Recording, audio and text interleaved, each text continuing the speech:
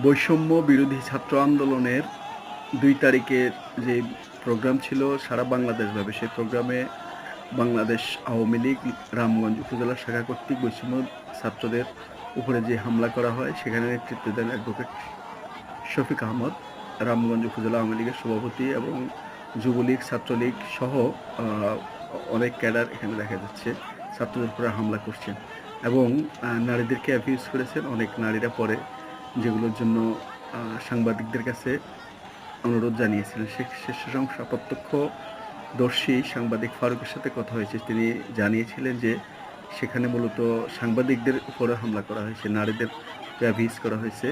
এছাড়াও সাধারণ ছাত্রদের উপরে সেদিন রক্তাক্ত হামলা হয়েছিল এবং অনেক ছাত্রকে আহত করা হয়েছে। আপনারা দেখছেন যে যুবলীগ তাদেরকে ছত্রভঙ্গ করে দেওয়ার পরে আওয়ামী লীগের সন্ত্রাসীরা উল্লাস করছে।